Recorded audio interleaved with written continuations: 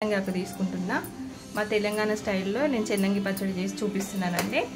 ఇది చెన్నంగాకు, కొంచెం పుదీనా వేసుకుంటే కొంచెం మంచి టేస్ట్ ఉంటుంది. ఎండుమిర్చి కొంచెం ఘాటుగానే తింటామండి మేము. ఇది ఎల్లిపాయలు, అవి కూడా ఎక్కువనే వేసుకుంటున్నాండి. కొంచెం కరివేపాకు, ధనియాలు, మినపప్పు, శనగపప్పు, ఒక నిమ్మకాయ సైజు చింతపండు, కొన్ని నువ్వులు, కొన్ని మెంతులు. ఇప్పుడు తయారు చేసే విధానం చూపిస్తానండి మీకు. మేము చిన్నగా ఉన్నప్పుడు మా నాన్నమ్మ చేస్తే చాలా కమ్మగా తినేవాళ్ళం అండి. జ్వరం గిట్ల వస్తే మా నాన్నమ్మ ఇంట్రెస్ట్గా చేసేది. పిల్లలు తింటలేరని చెప్పి ఆ పచ్చడి చేస్తే కొంచెం అన్నం తినేవాళ్ళం. నువ్వుల నూనె, పల్లి నూనె వేసుకొని తింటే కమ్మగా ఉంటుందండి ఇది. ఇప్పుడు నేను నూనె పోసుకున్నానండి. దీంట్లో కొంచెం జీలకర్ర వేస్తున్నా అండి, కొన్ని మెంతులు వేస్తున్నా టేస్ట్ కోసం. ఎండుమిరపకాయలు వేస్తున్నా అండి. చిన్న మంట పెట్టుకోండి. ఏదైనా చిన్న మంట పెట్టుకొని చేస్తే కమ్మగా ఉంటాయండి. కొంచెం నిదానంగా వేసుకోవాలి. వెనకటైతే మేము చిన్నగా ఉన్నప్పుడు రోట్లో రుబ్బుకునే వాళ్ళమండి. ఇప్పుడు కొంచెం స్పీడ్ ప్రపంచం అయిపోయింది కదండి. ఈ నూరుకోవడానికి ఇబ్బంది పడుతూ ఉన్నారు. ఏదైనా మిక్సీలో రుబ్బుకోవడమే అండి. ఇట్లా మంచిగా దూరగా వేయించుకొని పక్కకు పెట్టుకోండి. కొన్ని ధనియాలు, కొంచెం మినపప్పు, శనగపప్పు కూడా వేస్తున్నానండి. అన్నీ వేయించుకోవాలి. కరెక్ట్గా తినాలి అనుకుంటే కొంచెం కష్టపడాలండి.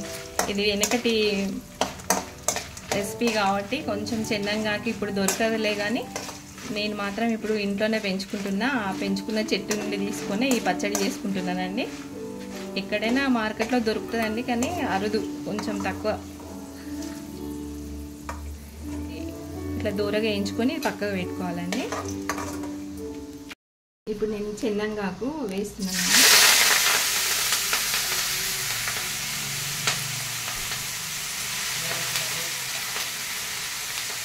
గట్టిగా పిండుకోవాలి.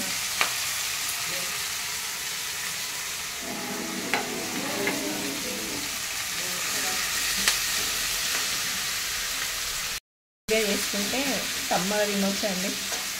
ఇక మా పిల్లలు వాళ్ళు చేసుకునే ఓపిక ఉండదు, వాళ్ళకి ఇలాంటివి తెలియవు కదండి. నేను ఇట్లా వెనకట చేసుకునేదిరా, మీకు కూడా చేసి పెడతా అని చేసి పెడుతున్నా అండి. ఇది సిమ్లో పెట్టి గోలించుకోవాలండి. ఎప్పుడైనా పెద్ద మంట అస్సలు పెట్టవద్దు.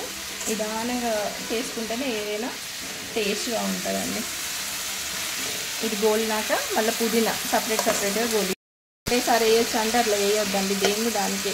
ఇది నిదానంగా గోలుతుంది. అది కొంచెం రెండు ఒకటేసారి కాకుండా ఇది గోలినాక ఇది గోలించుకోండి. ఏముంది, ఒక 5 నిమిషాలు అటు ఇటు. అయిపోయింది అత్తమ్మ. ఇప్పుడు అయిపోయిందిరా. ఇట్లా కొంచెం గలగల అంటే ఇక ఇది తీసి పక్కకు పెట్టుకోవాలి. లేకపోతే పచ్చి వేయించుకుంటే ఎవరు వస్తుంది. ఇది తీసి పక్కకు పెట్టుకోవాలి.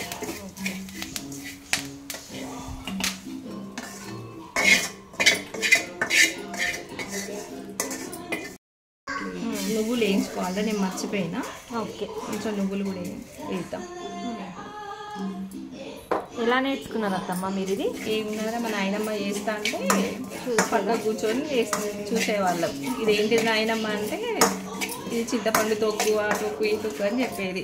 చింతపండు తొక్కు అయితే మా నాయనమ్మ చింతపండు నానబెట్టి, తక్కువ ఏ వంటలు లేకపోతే మా నాయనమ్మ చింతపండు తొక్కు చేసేది. చింతపండు నానబెట్టి కొంచెం జీలకర్ర, ఎండుమిరపకాయలు వేసి దంచి పచ్చడి చేసేది. పచ్చిమిరపకాయలు దాంట్లో మా నాయనమ్మ రోట్లే మంచిగా చింతపండు పచ్చడి వేసేది. నాయనమ్మ ఏం తినబుద్ధి అవుతలేదు అంటే, నేను చేసి పెడతావు బిడ్డ అని అప్పుడు రోట్లో వేసి బాగా ఏ పచ్చళ్ళైనా రోట్లో క్షణంలో వేసేదండి. అప్పుడు మిక్సీలు లేవు. చింతపండు నానబెట్టి జీలకర్ర, ఎల్లిపాయ వేసి మంచిగా నూరి ఉప్పు ఇట్లా వేసి ఒక ఉల్లిగడ్డ దంచి మళ్ళీ పైనుండి వేసి పోపు పెట్టేవాళ్ళు అండి. కొంచెం నువ్వులు, అది మినపప్పు, శనగపప్పు, కరివేపాకు, జీలకర్ర వేసి మంచిగా పోపు చేసి పక్కకు పెడితే మంచిగా వేడివేడి అన్నంలో, అప్పుడు కలన్నం ఉండేదండి. కలన్నం మంచిగా వేసుకొని వేడి అన్నంలో తినేవాళ్ళం రా. అప్పటి టేస్ట్లే వేరు. మా నాన్నమ్మ అయితే చాలా సూపర్ చేసేది. కొంచెం నూనె పోసుకొని ఇంత పుదీనా గోలించుకుంటున్నా.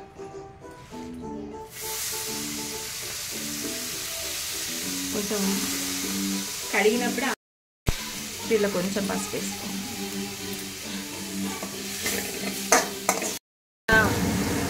వెనకడ మా నాన్నమ్మ అమ్మమ్మ లాంటి వంటలు ఏమైనా కావాలంటే ఏదైనా రెసిపీ ఉంటే చెప్పండి, నేను చేస్తాను.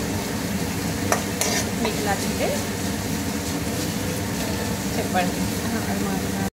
ఇది కూడా మంచిగా కొంచెం గలగల అన్నట్టు గోలించుకోవాలండి. గోలించుకొని పక్కగా పెట్టుకోవాలి.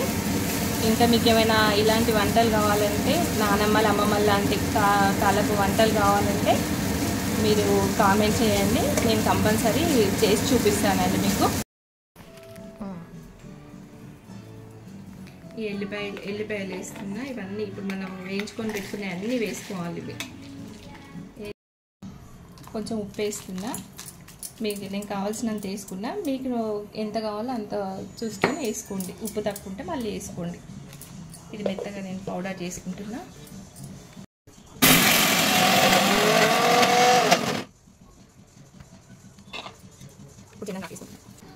ఉడకబెట్టింది ఆ పచ్చడిలో పోసి రుబ్బుకుంటే ఖరాబ్ కాకుండా ఉంటుంది పచ్చడి.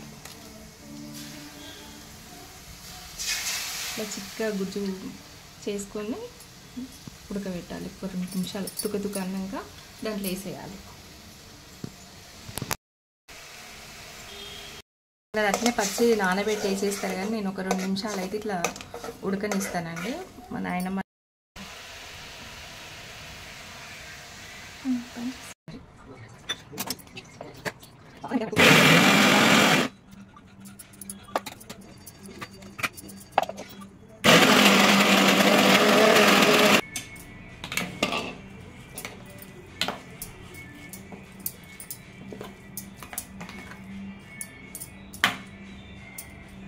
కొంచెం బరుకు పట్టుకుంటే మనం రోట్లో నూరుకున్న ఫీలింగ్ వస్తుందండి. ఏదైనా కొంచెం ఇట్లా బరుకు రుబ్బుకుంటేనే బాగుంటుందండి.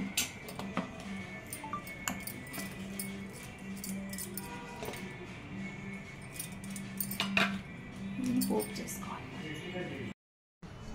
కొంచెం ఆయిల్ పోసుకొని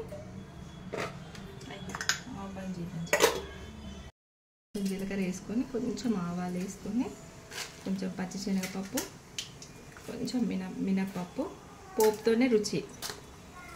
ఒక ఎండుమిర్చి వేసుకొని కొంచెం కరివేపాకు వేసుకోవాలి.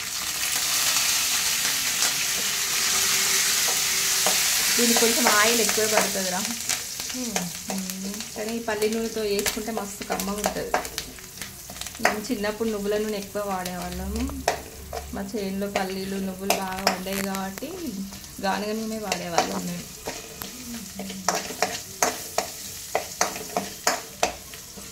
మంచి ఇట్లా దూరంగా వేయించుకొని పోపు పెట్టుకుంటే అయిపోతుంది. కొంచెం పసుపు వేసుకోండి లాస్ట్కి, వేసుకొని ఆ పోపు దాంట్లో పోసుకుంటే అయిపోతుంది. మీరు కూడా కంపల్సరీ ఈ రెసిపీ చేసుకోండి. ఈ రెసిపీ మీకు నచ్చితే నాకు కామెంట్ చేయండి. ఇంకా మీకు పాతకాలం వంటలు ఏమైనా కావాలంటే కంపల్సరీ నేను చేసి పెడతాను. నేను నచ్చితే లైక్ చేయండి, షేర్ చేయండి. ఎందుకంటే